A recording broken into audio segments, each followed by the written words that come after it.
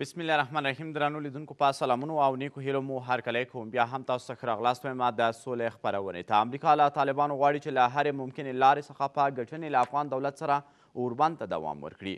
په ناټو کې د امریکا سفیر پر طالبانو غږ کړی دی چې تاوتریخوالی کم کړي. دغه امریکایي ډیپلومات ټینګار کړی دی چې بهرني ځواکونه به تر هغو له افغانستانه ونه وځي چې هغه هیواد کې تاوتریخوالی کم شوی نه وي او د افغانانو خپلمنځي خبرې پیل شوي نه وي. هغه وایي چې امریکایي ځواکونه د ناټو له ځواکونو سره یو ځای افغانستان ته تللي او یو ځای به له دغه هیواد څخه وځي. خو اساسي خبره دا ده چې ولې د امریکا دریځونه متفاوت دي. کله هم د خپلو ځواکونو د ایستو خبره کوي چې هلته امریکا کې د ټاکنیز کمپاین لپاره یوه برخه بللی کیږي او بالعکس که چیرته وکتلی شي په دې کې یو تزلزل رامنځته کیږي او کله پر دې ټینګار کیږي چې هیڅکله له افغانستان څخه امریکایي ځواکونه او ناټو نه وځي تر څو چې وضعیت کابو شوی نه وي.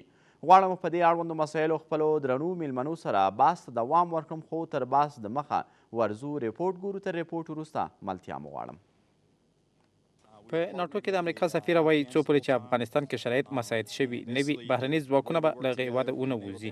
هغه ټینګار کوي طالبان باید له هرې ممکنې لارې اوربند ته دوام ورکړي او افغان دولت دې هم هڅه وکړي څو د افغانانو د خپلمنځي خبرو پیل ته زمینه برابره شي. اوس زه فکر کوم چې طالبانو ته لازمه ده له هرې ممکنه لارې څخه په استفادې اوربند ته دوام ورکړي او دولت به هم د یو متحد دولت په توګه خپلو پرمختګونو ته دوام ورکوي او د افغانانو خپلمنځي خبرو ته به زمینه برابروي. میرمن پیری د امریکا وروستۍ پریکړې ته اشاره کوي چې خپل ټول ځواکونه له افغانستان وباسي. وایي دا واقعیت نه لري ځکه په خبرې امریکا له ناټو سره اوکړه کړې چې افغانستان ته یو ځای ځي او له هغه هېواده یو ځای وځي. موږ مخکې ویلي وو چې موږ او ناټو یو ځای افغانستان ته ولاړو، یو ځای خپل ځواکونه کموو او یو ځای ووځو. دا ژمنه مو د امریکا متحدو ایالتونو له لوري درلوده او له متحدانو سره مو په دې مسئلې اوکړه کړې ده. مخکې له دې ویل شوي وو چې امریکا غواړي اته له ټاکل شوې نیټې مخکې خپل ځواکونه له افغانستان وباسي، خو د امریکا دفاع وزیر څو ورځې وروسته وویل چې دا یوه نظریه ده نه یوه پرېکړه. بیا هم ښه راغلاست. امریکا که چیرې په افغانستان کې پاتې کیږي او ورسره ناټو ځواکونه له طالبانو سره شوې هوکړه په څه معنا؟ ځکه چې په هغې کې په وضاحت سره د امریکایي ځواکونو د وتلو لپاره هم بحث او خبرې اترې ترسره شوي دي او طالبانو هم ټینګار پر دې کړی دی چې امریکا باید له دوی سره په کړې ژمنه باندې وفا وکړي او خپل ځواکونه له افغانستان څخه په تدریجي توګه چې څنګه یادونه شوې ده ووځي.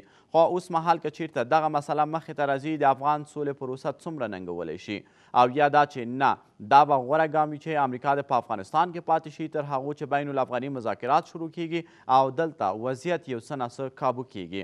غواړم په دې اړوندو مسایلو په بحث کې خپلو درنو میلمنو ته ښه راغلاست وایم. هر یو ښاغلی جنرال عبدالوهاب وردک د لوی درستیز پخوانی مرستیال او همداراز ښاغلی حبیب الله هوتکي سیاسي فعال له امریکا څخه.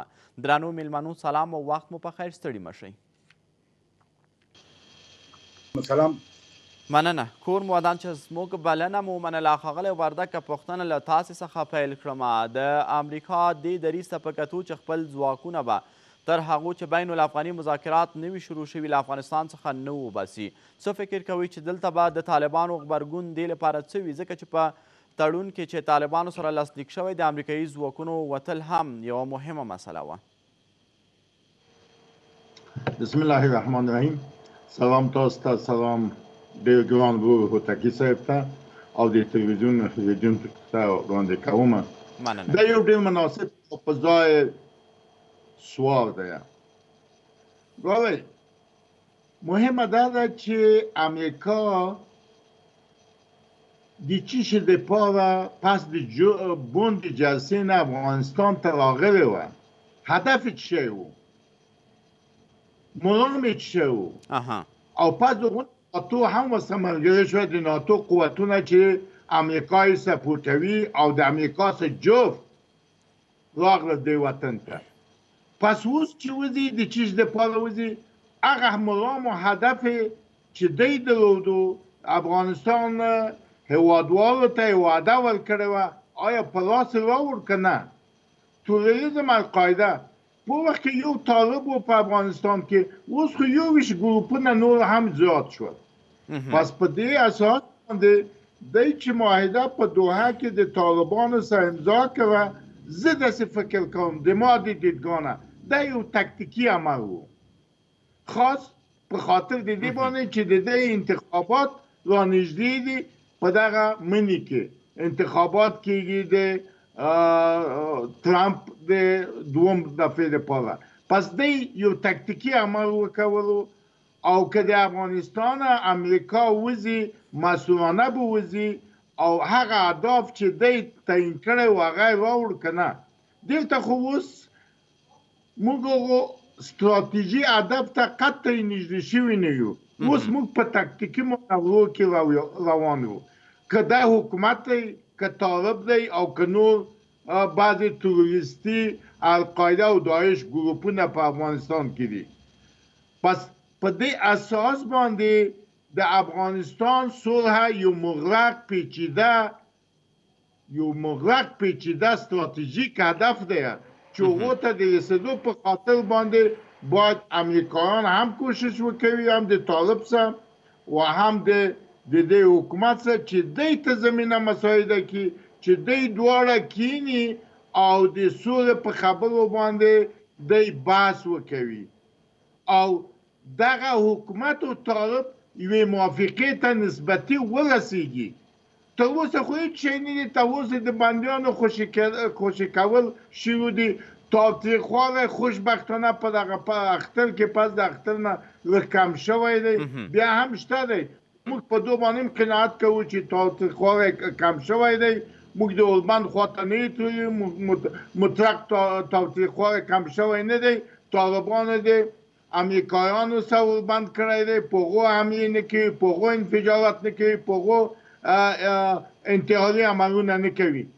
تاسو ولیدل په د کابل کې بله ورځ چې داعش موږ اوس نه پوهېږو چې دا داعش دی دا څوک دی چې دلته یې حملې وکولې یا بمونه ایږدي پس په دې اساس باندې دغه بستر چا ورته اماده کړی دغه شرایط چا دغه نورو ګروپو ته اماده کړي د افغانستان کې صلح راوستل ډېر مغرق و پیچیده مشکل دی د افغانانو ته هم مشکل دی په خاطر د دې چې بې اتفاقي ده هم په دو خوا کې هم په طالب کې او امریکایانو ته هم مشکل ده په خاطر د دې باندې چې امریکایان سبایی یو څه وایي غرمه بل څه وایي او ماښام بل څه وایي بله خو ښاغلی وردګ اساسي پوښتنه دا ده چې اوس مهال که چیرته رښتیا هم دلته دریځونه متزلزل وي او لکه څنګه چې تاسو یادونه وکړله چې د امریکا دریځونه هم سهار او ماښام او غرمه بدلون پیدا کوي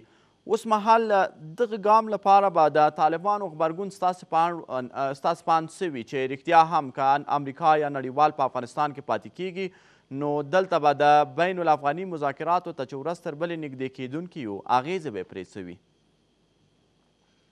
ګوره امریکا د طالبانو سره توافقنامه امضا کړې په دوحه کې چې دی په 14 میاشتو کې باید ووځي لیکن شرط یې که په 14 میاشتو کې په دې حالت کې وځي چې طالب د حکومت د مذاکرې په میز کینی دی و نسبتي سولې ته ورسیږي لیکن متاسفانه تر اوسه نه دی رسېدلی تر اوسه ناست نه دي جنجالونه زیات دي بې اتفاقي زیاتې دي انتحاري زیات دي انفجارات زیات دي او د بندیانو په خوشي کولو کې تر اوسه دوی موافقه شوي نه دي چې دا بندیان خوشي کړه په دغه ورځو کې داعش خو خواته کېده القاعده خو خواته کېده او تروریزم ګروپونه خو خواته کېده دغه امریکا د دې حکومت سم ته 2023 امنیتي او ستراتیژیک پلان تړون امضا کړی تر 2023 پورې دلته سوال دی چې د امنیتي او ستراتیژیک تړون چې تر 2023 امضا کړی د دې حکومت سره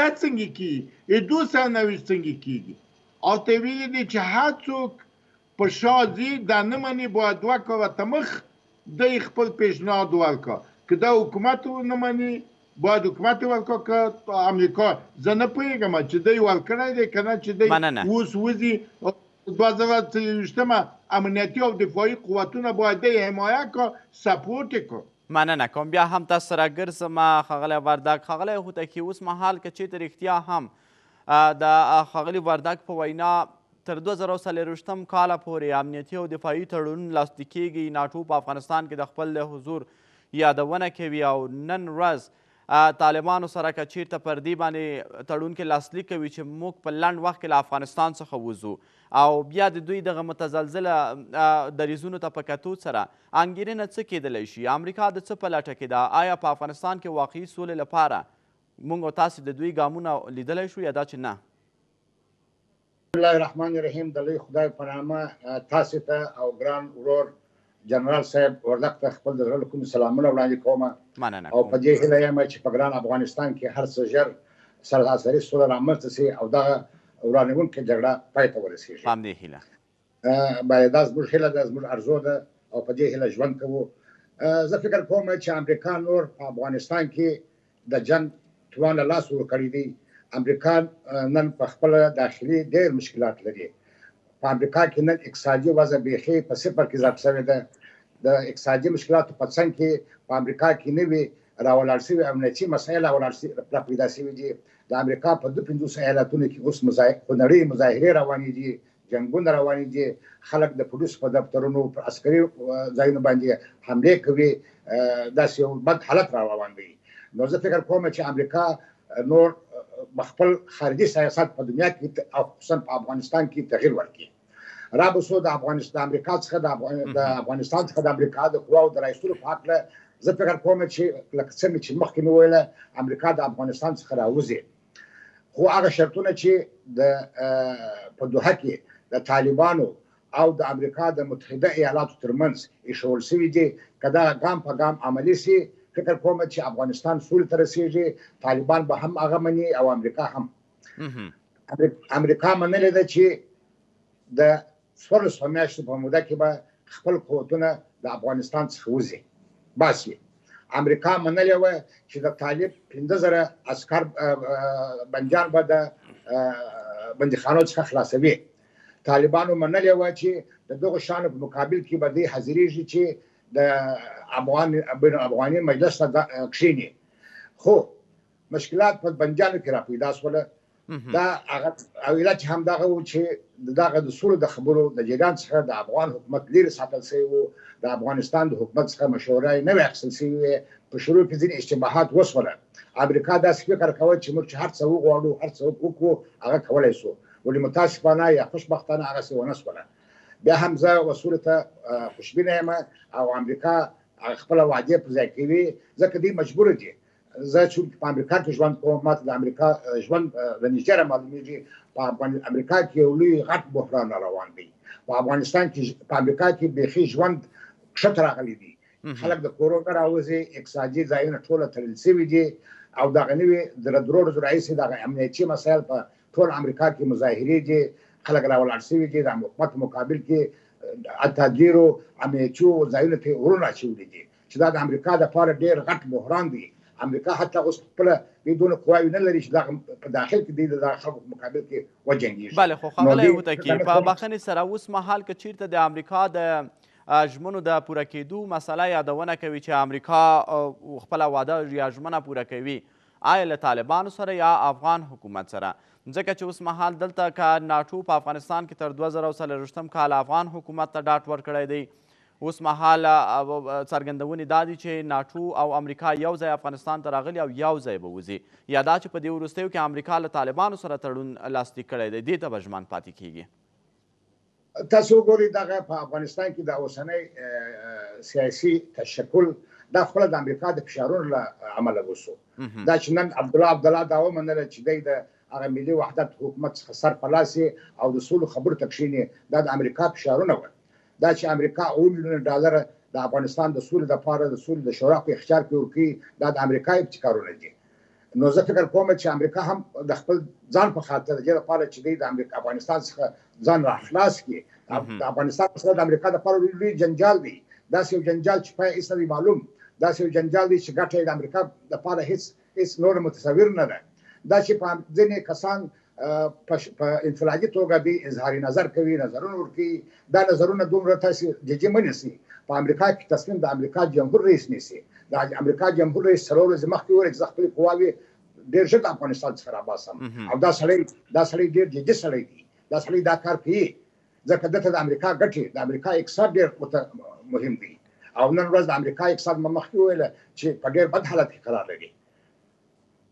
بله مننه کوم. بیا هم تاسو سره ګرځم ښاغلی هوتکي. ښاغلی ورداګ اوس مهال که چیرته امریکا رښتیا هم تر ډېره لیواله وي خپل اقتصاد ته فکر کوي او د ټرامپ دریځونه همدغسې قاطع وي چې څه یې وویلې هماغه به کوي یا دا چې نه دا د ټاکنیز کمپاین یوه برخه بللی شو چې د سرتیرو د ایستلو یادونه کوي او بالعکس که چیرته نظامي چارواکو ته غوږ شو او د دوی څرګندونې وګورو نو دوی په افغانستان کې د ناټو او امریکا حضور دلته یقیني بولي چې باید تر هغه وخته چې بین الافغاني مذاکرات شروع کیږي دوی باید پاتې وي. په مختلفو هیوادو کې تصمیم چې رئیس جمهور ونیسي هلته یوه شورا ده هلته یوه کمیټه ده هغه تصمیم نیسي. رئیس جمهور ګوره ترامپ ډېر تصمیمونه نیولي واکم پس عقب نشیني کړې ده په خاطر د دې باندې چې دغه اوس د دوی دغه پروسه په د افغانستان کې روانه کړې طالب صاحب په 14 میاشتو کې امضا کړې چې زه به قوتونه وباسم. دا یو د ما په نظر یو تکتیکي عمل دی که وباسي خو ښه دی په خاطر د دې باندې چې دوی باید کوشش وکړي دغه حکومت د طالب څخه په یوه میز کېنوي دغه شرایط ورته آماده کړه. بله خو آیا د دې زمینه بخښنې سره د دې زمینه مساعده بولئ چې طالبانو سره که چیرته مخامخ مذاکرات پیلیږي نو وضعیت به د ښه کېدو خوا روان وي نه د بدتره کېدو خوا ځکه چې که امریکا دلته نه وي بیا به څوک دغه فشارونه وضع کوي او څوک به د افغان ځواکونو ملاتړ کوي ستاسې په اند؟ دغه د موږ امنیتي او دفاعي قوتونه یوه حمایت ته ضرورت لري تر یوه وخته پورې. دا حمایه د ما درته سوال دی چې آیا امریکا د دوی خپل قوتونه او د ناتو ودی د افغانستان آیا دوی دغه د موږ امنیتي او دفاعي قوتونه حمایه بیا پس د دې نه حمایه کوي که نه؟ آیا کوي که نه؟ د امریکا قوتونه چې د دې ځای وځي د افغانستان د ناتو خو یو ځای د دې ځای وځي ولې یو ځای راغلي یو ځای به وځي. بله پس د افغانستان حکومت د طالب په یوه میز دی د مذاکرې په خاطر کینی یوې سولې خواته ځي که نه دغه مهم دی که نه او که داسې دوام وکړي چې طالب هم خپل حملاتو ته زور ورکړه تاوتریخوالي ته زور ورکړه او دا حکومت د دې ځای نه وي او داعش او القاعده هلته وي همسایگان په کمین کې ناست وي د سیمې هیوادو په کمین کې ناست وي نو یو دا نو ډیره مشکله ده. یو سیاست داخلي د امریکا دی یو سیاست خارجي د امریکا دی. موږ باید ټول برداشتونه د داخلي سیاستونه ونه کوو خارجي سیاست هم باید ډیر متوجه اوسو. ګوره دغه اوس پنتاګون او CIA یوه خواته ده امریکا وزارت خارجه آسپین ماڼۍ بلې خواته ده. یو وایي چې موږ د افغانستان وځو او وزیر دفاع وایي چې نه موږ شرایط ګورو بیا وځو شرایط تحلیلوو بررسي کوو بیا وځو د افغانستان. زه شخصا طرفدار د دې یم چې امریکایان هڅه زر کېږي د افغانستان دې وځي خو په څه رقم وځي مسؤلانه دې وځي شرایط دې آماده کړه د سولې شرایط دې آماده کړه چې دغه حکومت د طالب څخه په یوه میز کښېني.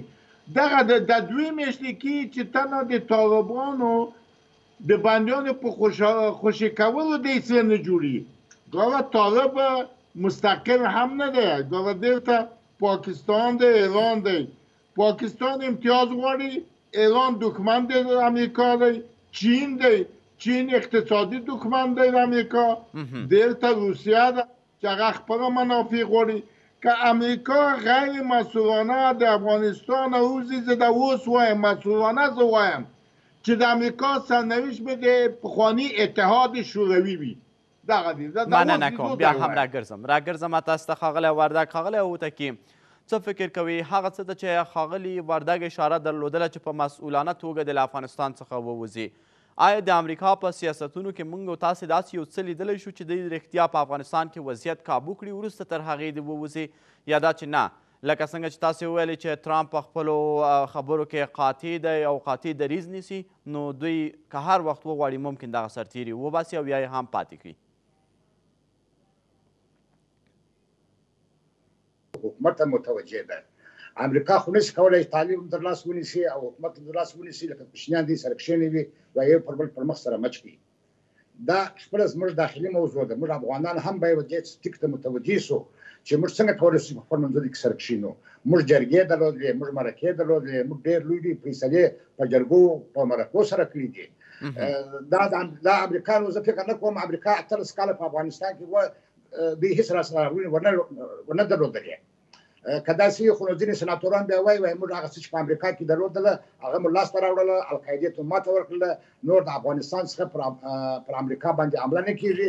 دغه د امریکا هغه هدف و، هغه امریکا لاسته راوړي دي د دې په قول سره. دوی وایي طالبانو موږ ته وعده راکړې ده چې نور د افغانستان څخه پر امریکا باندې تروریستي حملې نه کېږي. دا د امریکا دپاره لویه لاسته راوړنه ده. دا چې بیا اوس چې طالبان او حکومت نه سره کښېني، دا نو زموږ خپله داخلي موضوع ده. دا باید موږ دې ته متوجه سو، لکه څرنګه چې وردګ صاحب اشاره ورته وکړله چې امریکا په مسلانه ووځي یا غیر مسلانه ووځي. امریکا خو ورته وویل دا زه 18 میاشتې وروسته وځم. دا خو ډېره موده ده.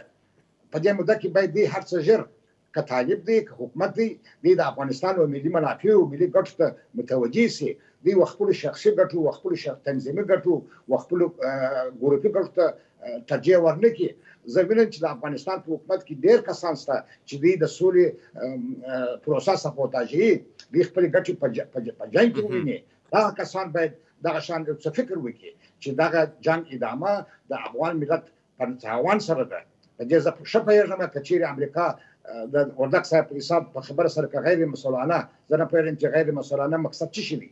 خو هغې امریکا راغله 18 کاله په افغانستان کې وجنګېدله، جنګ یې ونه ګټي او په خوله وایي چې په افغانستان په جنګ کې وړونکی نشته. نه طالب جنګ وړی سي نه امریکا جنګ وړی سي. دا حکومت هم په دې پوهېږي، طالب هم په دې پوهېږي، امریکا هم په دې پوهېږي. امریکا طالبانو ته د سولې پیشنهاد وکړي، طالبانو ومنئ، دوی سره کښېنستله، خبرې یې وکړلې، معاهده یې د نړۍ د لوی هېوادونو په مخ کې امضا کړله. اوس نو د افغانستان حکومت چې اوس باید دغه دې ګامونه پورته کړي. دا چې اوس دوی د سولې شورا جوړه کړې ده او ډاکټر عبدالله یې په راس کې راوستلی دي او امریکا د 8 میلیون ډالرو وعده ورسره کړې ده.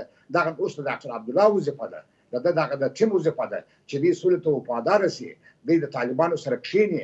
خیر دی ځینې غوښتنې طالبانو ومني، طالبانو د افغانستان د حکومت غوښتنې ومني. دغه جنګ کې فقط افغان وژل کېږي.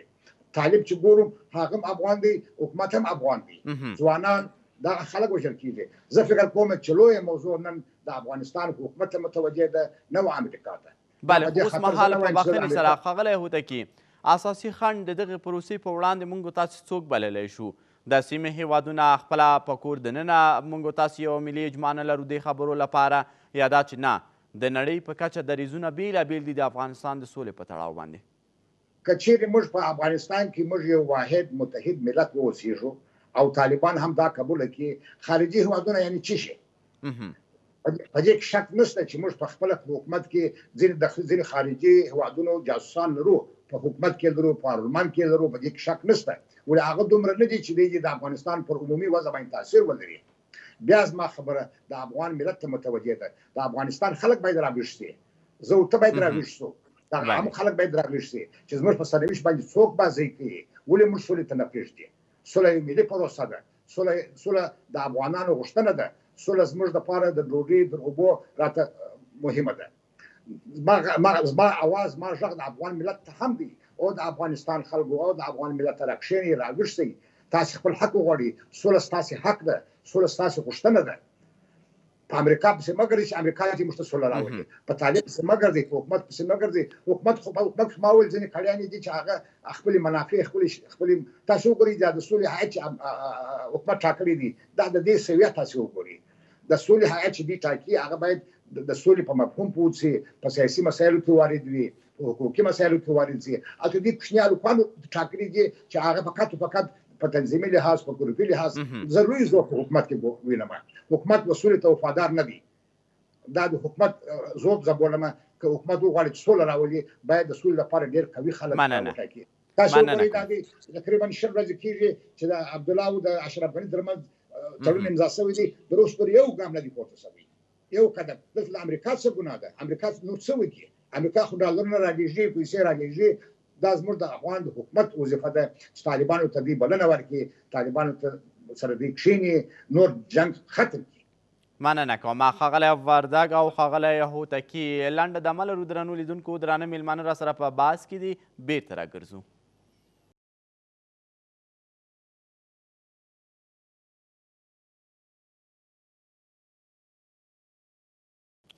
سلام بیا هم تاسو ښه راغلاست وایم د سولې خپرونې ته امریکایي ډیپلومات وایي چې امریکا له افغانستان څخه په لنډو کې نه وځي او ژر تر ژره د اوربان غوښتنه کوي او وایي چې له هرې ممکنې لارې چې کېږي بین الافغاني مذاکرات دې باید پیل کړی شي خو که له یوې خوا څخه ټینګار پر دې کوي چې امریکا د په افغانستان کې پاتې وي له طالبانو سره چې کوم تړون لاسلیک شوی دی هغې کې ژمنه پر دې شوې چې په 14 میاشتو کې به امریکا له افغانستان څخه ووځي خو که چیرته دلته طالبانو سره یو تفاهم کې یو ټکر رامنځته کېږي آیا د بین الافغاني مذاکراتو لپاره چې اوس مهال څه ناڅه هیلې ټوکېدلي چې تر راتلونکو 15 ورځو پورې به پیل شي اغېزې به یې څه وي او حل لارې څه کېدلی شي غواړم چې په دې اړوندو مسایلو بیا هم خپل بحث ته دوام ورکړم له خپلو درنو میلمنو هر یو ښاغلی جنرال عبدالوهاب وردګ د لوی درستیز پخوانی مرستیال او همداراز ښاغلی حبیب الله هوتکي سیاسي فعال له امریکا څخه او بیا هم درنو میلمنو سلام او تاسو ته ښه راغلاست وایم وردګ صاحب اوس مهال که چیرته دلته امریکا له افغانستان څخه نه وځي له طالبانو سره کړې ژمنې یا تړون ته هم پابنده نه پاتې کیږي او په 15 راتلونکو ورځو کې چې د بین الافغاني خبرو لپاره تابیا شوې ده او یادونه پر دې کېږي چې دا به پیلیږي په دې بهیر به یې اغېزې څه وي آیا چې دغه بهیر به وځنډوي دا مسله یا دا چې نه دلته د امریکا شتون بیله مسله بللی شو او بین الافغاني مذاکرات هم له طالبانو سره بیله امریکا د طالبانو سره په دوحه کې چې توافقنامه امضا کړې ده په کې ویلي چې په 14 میاشتو کې به باید ووځي په شرط کې په کوم شرط په دې شرط باندې چې طالب د حکومت سره په بین الافغاني مذاکره کې کېنوي او اوربند به شروع کړي تاوتریخواره به کموي اوربند به کوي دائمي اوربند لیکن نه د تاوتریخواره را کم شو نه اوربند ته شرایط آماده شد شاید بین الافغاني جلسه ته شرایط آماده شد چې کېنوي وقتی چې دلته تاوتریخواره هم کم نشو او داعش او القاعده خپل حمله زیاته کې امریکا ته یو بهانه جوړیږي چې په افغانستان کې سوله او ثبات نه راځي جنجالونه زیات دي موږ د څه وخت لپاره پاتې کیږو دا به طالب ته وایي چې ته سوله خواته راځې نه تاوتریخواره نه کموي اوربند نه کوي انتحاري و انفجاري عملونه کوي او موږ په دې خاطر باندې دلته دغه بیستر چې د امریکا ناتو ته آماده کړی موږ افغانان آماده کړی دی که موږ افغانان په خپل مابین کې جوړ شو ګاه د 40 کاله چې دلته جنګ دی د 42 کاله چې دلته جنگ دی دا په خپله موږ افغانان هم ملامت یو لیکن خارجیان هم د شود امریکا چې اوله د بونه یې حرکت راوکړو افغانستان ته راتلو دی ولې د فکر ونه کولو چې په افغانستان کې موږ طالب وباسو د نور څوک شته دي که نه ولې فکر ونه کړو د طالب ته حق ورنه کړو د حزب اسلامي ته حق ورنه کړو د مترقي قوتو ته حق ورنه کړو ولې په کوم اساس باندې وی نه کوو اوس نارې وکړه اشتباه یې وکړه تر اوسه پورې ګوره تر اوسه پورې دا زه ته چې غږیو د امنیت دغه مترقي قوتونه تر اوسه پورې حق ورکړی دی نه حزب اسلامي ته ورکړی نه طالب نه مغه په بون کې چې اشتباه وکړه هغه اشتباه تر اوسه باندې کې دوام لري مغه اشتباه بله خو خبره وردګ بله په بخښنې سره اوس مهال څه فکر کوي چې روان وضعیت امریکا لپاره قابل قبول دی همداسې یو څه یې غوښتل یا دا چې نه امریکا هم د دغه وضعیت د بدلون په هڅه کې دی ځکه چې افغانان غواړي چې سولې ته لاسرسی پیدا کړي د جګړې ټغر ټول کړی شي هره ورځ د افغان نه وژلی کیږي افغانان که دا استعداد دروغ دی چې په خپل مابین کې سره ناست وای او د خپل هیواد په باره کې یو تصمیم نیولی وای او د سولې ثبات یا د سولې خواته تللی وای ای کاش کې پیشو تکي صاحب په ملت باندې غږ وکړو دا د ما د تا او تکي صاحب د ما د تا ملت په فقر کې غرق دی، په بیچارهګي کې غرق دی، په کورونا کې غرق دی، په مریضي کې دا د ما د تا ملت. دا د ما د تا ملت په جنګو کې د هېواد همسایه هېوادو د سیمه ییز هېوادو د جهان د قدرتو په جنګو کې په نیابتي جنګ کې په استخباراتي جنګ کې د هېواد بیچاره غرق دی. دا هېواد هره ورځ ایدی جنازې په شا دي. دا هېواد دې ته نه دی بېغمه شوی چې فکر وکړي چې څنګه سوله راځي دې وطن ته، څنګه سوله راولو. دا هېواد ډېر په مشکلاتو لري او ډېر په بغرنج او پیچیده حالت کې دی. پس هېواد د موږ تاسې هېوادوال ډېر مشکل لري، مشکلات لري. په هغه وخت کې ای کاش کې چې دا ټولنه د امریکا وای یا د اروپا وای یا د آسیا بعضې پیشرفته مملکتو وای چې د هېواد راپورته شوی وای، خپل حق غوښتی وای، طالب ته یې ویلی وای، د حکومت ته یې ویلی وای، امریکا ته یې ویلی وای چې زموږ دا حق دی. دا بیچارهګان د اوس وچه ډوډۍ نه لري. بله خو خبره یې وردګ څنګه چې هوتکي صاحب یادونه وکړله چې دا د افغانانو مسله ده، افغانان باید په دې کې لاس په کار شي او تاسې یادونه کوئ چې ولسونه دلته د فقر تر کرښې لاندې ژوند کوي یا دوی د کرونا ناروغۍ سره په مبارزې کې اخته دي. خو څومره له دې هیله کیدلی شي چې امریکا څخه د موږ سوله وغواړو او دوی د هم موږ ته دغه کار ترسره کړي؟ د امریکا نه باید که موږ سوله وغواړو غلطه ده. دا خواست د موږ غلط دی. اما تاسې یادونه وکړه چې باید طالبان له افغان حکومت سره کینوي او دا کار د امریکا وکړي او وروسته تر هغې د ووځي. زه خو اوس درته وایم عفه غواړم سکایتونه دغه شرایط باید امریکا آماده کړ. شرایط د ناستې باید امریکا آماده کړ. د میانجی یا منځګړیتوب باید امریکا وکوي چې د طالب حکومت سره په یوه میز کینوي. طالب حکومت چې په یوه میز کېناستو پس دغونه وظیفه د دې افغانانو ده چې دی باید جوړ شي د هېواد په خاطر او د سولې په خاطر. بیا وظیفه د دی ده. دا اوس خو طالبو د حکومت سره په یوه میز بین الافغاني جلسې ته دی نه دی راغلي او نه د شرایط چې آماده کړي دي. دغه حکومت او طالب ته شرایط آماده کول دا د امریکا وظیفه ده، د خلیزاد وظیفه ده. دی ویلي دي چې موږ شرایط آماده کوو، لیکن تر اوسه یې نه دي آماده کړي. مننه. دا شرایط باید دی نه کړو چې دی بیا پس دغونه په دې فکر وکړو چې دی سوله راوستی. خو زه دا یو څه وایم که دا افغانان دومره ابتکار درلود دی په دا څلوېښتو کالو کې به دا ابتکار کړی وی، دی به د خپل مابین کې جوړ شوي وای.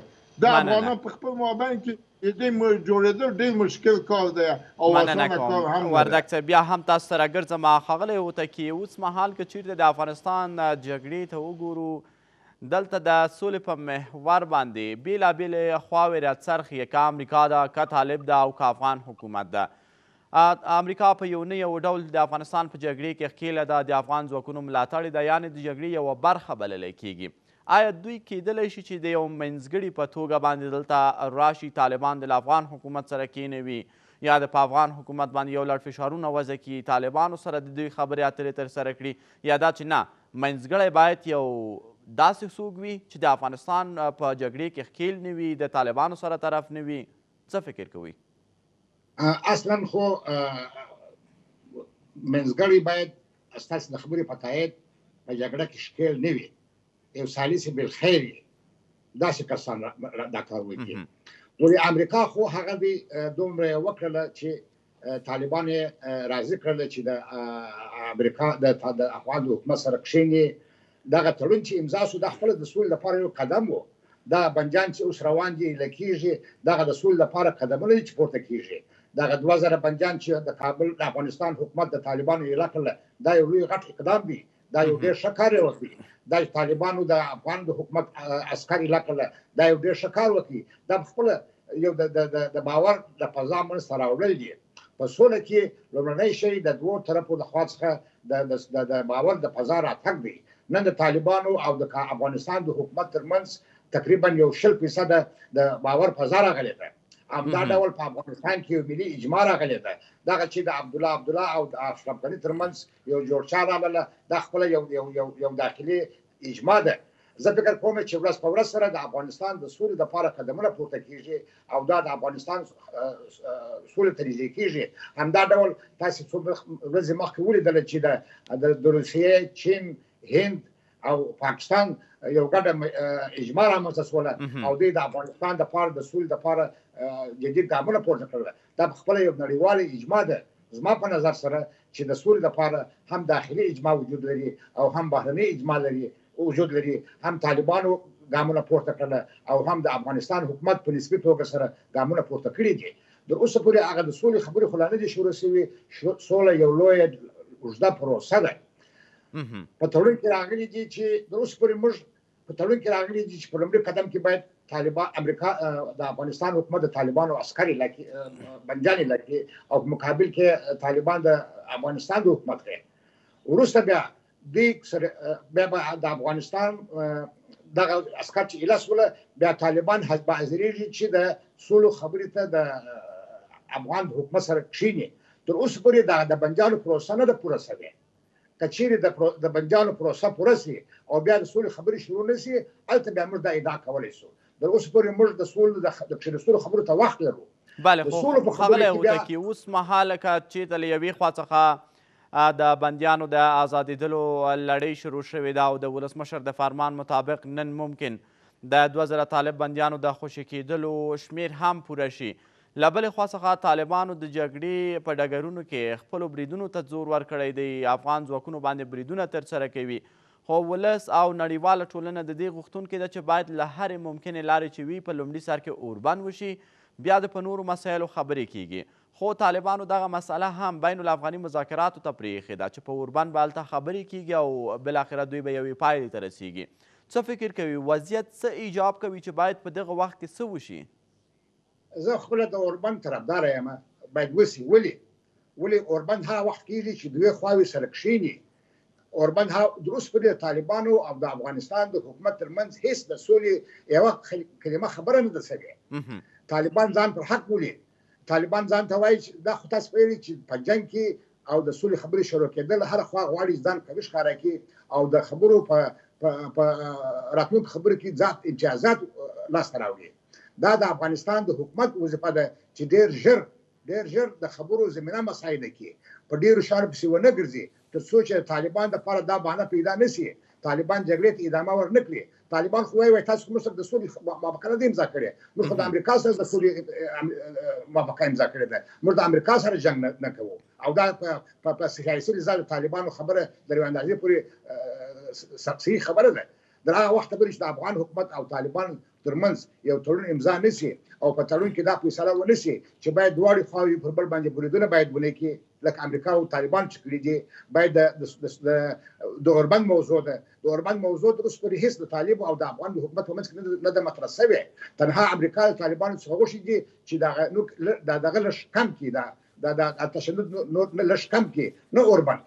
اوربند هغه وخت کېدای شي چې طالب او د افغان حکومت د خبرو پر میز باندې کښېني.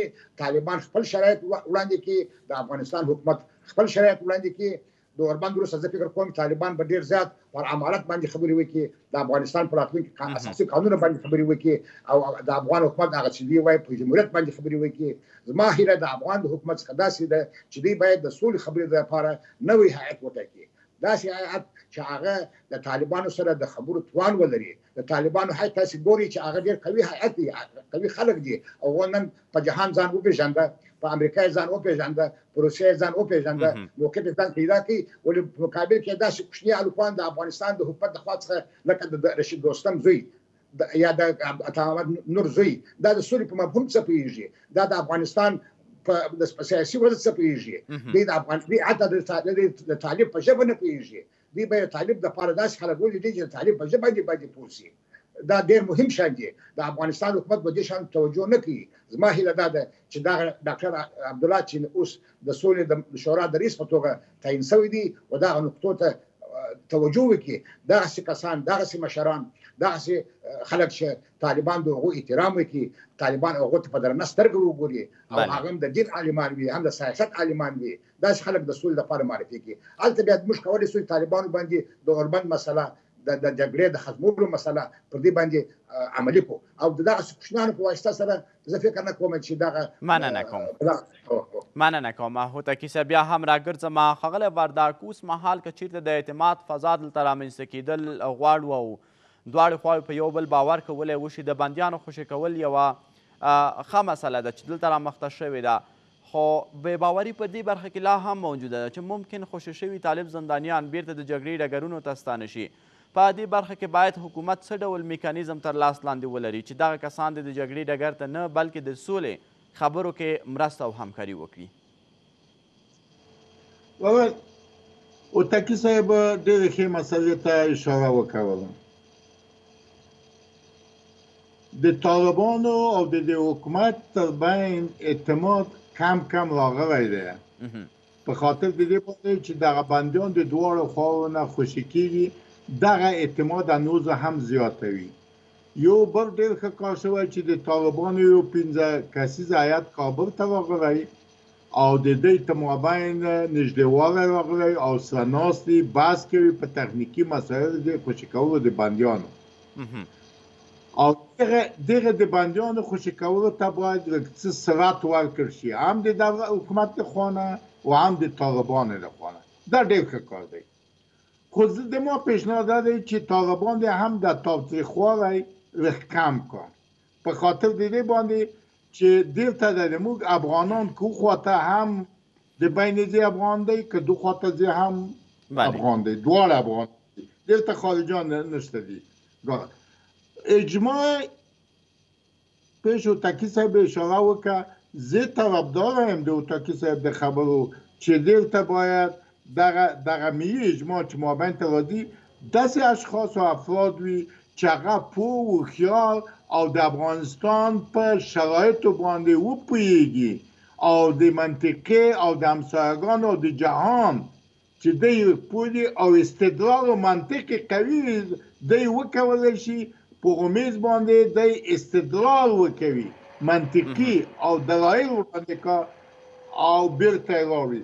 اگر چې دی دلته یوه بله شورا هم جوړوي چې هغه دغه هیات به د طالبانو خبرې راوړي دی ته دا به تصمیم نیسي.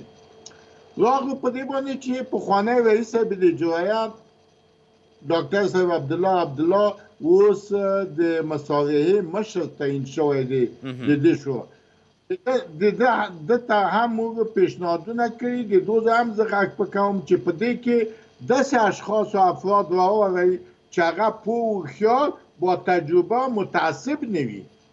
د موږ ملت چې پته کړې ده د دې حکومت په دغه په اطراف د وزیر او رئیس جمهور او د ډاکټر صاحب عبدالله په اطراف چې بعضې خلک مشاورین یې راټول دي ټول نه یو تعداد هغه ډېر متعصب دي دغه دی ته جنجالونه ایجاد کړي او جنجال ورته جوړوي هم رئیس جمهور ته هم ډاکټر صاحب عبدالله ته پس دی به هم متوجه اوسي. خبره په دې بله مهرباني په لنډو ټکو کې چې موږ څنګه د سولې خواته ځو د سولې خواته یو په بل باندې چې اعتماد حاصل نشي او څوک چې مجبور نه کړه مجبور دغه طالب یو چا مجبور کړی دی یو چا فشار پر راوستلی دی په دې طالب چې هر څوک نفوذ لري هغه باندې باید هغو ته ووایي چې په طالب فشار راولي چې سولې ته آماده شي او ولاړ شي. حکومت خو بدونه د پښو باندې ناست دی چې زه سوله غواړم په دوو پښو ناست دی چې زه ځمه د بین الافغاني مذاکرې ته په دوو پښو ټول طالبان به خوشې کړه. ډېره زیاته مننه کوم ښاغلی وردګ. ښاغلی هوتکي غواړم په لنډو ټکو کې له تاسو څخه هم واورم چې وضعیت لپاره څومره باید خوشبینه اوسو او دغه خبرې چې روانې دي آیا رښتیا هم افغان ولس به سولې ته رسولی وشي؟ انشاءالله زه ډېر خوشبینه یم. زه فکر کوم چې د سولې لپاره ګامونه پورته کېږي. د امریکا حکومت ما مخکې وویل چې نور دی په افغانستان کې د جګړې لپاره آمادګي نه لري. د جګړه د درولې د طالبانو سره د سولې تړون د خپل دې معنا لري. اوس غټه خبره لویه خبره ما پخوانۍ خبره ده د وردګ صاحب د خبرو په تایید سره چې په داخل د افغانستان کې ډاکټر اشرف غني ډاکټر عبدالله د سولې ته ښه متوجه شي. واقعا په افغانستان کې ځینې کسان شته په دواړو ګروپونو کې په دواړو ټیمونو کې یا په دواړو خواوو کې هم د ډاکټر اشرف غني هم د ډاکټر عبدالله چې دوی د سولو خبرو ته وفادار نه دي دوی خپلې ګټې دوی خپلې منافع په جګړه کې ویني دوی د جګړې له لارې څخه د هر څه خاوندان شوله د هر څه څښتنان شوله ولې ملت په مقابل کې خوار شو بیا زه وایم چې ملت راویښته تاسو وګورئ د هند ملت چې د انګریز مقابل کې وجنګېدی هغه بېچاره ملت په هغه وخت کې هلته هغه هم د وږي ملت و ولې د خپل حق لپاره وجنګېدی د ویتنام ملت د امریکا په مقابل کې هم داسې یو سرمایه‌دار ملت نه و ډېر غریب ملت و ولې راکښېنستی خپل حق یې وغوښتی امریکا یې په ګونډو کړله همدا رقم انګریز د هند له خوا څخه زما هدف او هیله دا ده چې افغان ملت سره راویښ شي خپل حق وغواړي سوله د دې حق دی مننه ډیره زیاته مننه کوم ښاغلی هوتکی او ښاغلی وردک چې له موږ سره مو د نن شپې د سولې په خپرونه کې برخه واخیستله او خپل نظر مو راسره شریک کړه کور مو ودان درنو لیدونکو زه هم له تاسو څخه په همدې چې اجازت غواړم له ملتیا مو منندوی یم پاتې وخت مو په خیر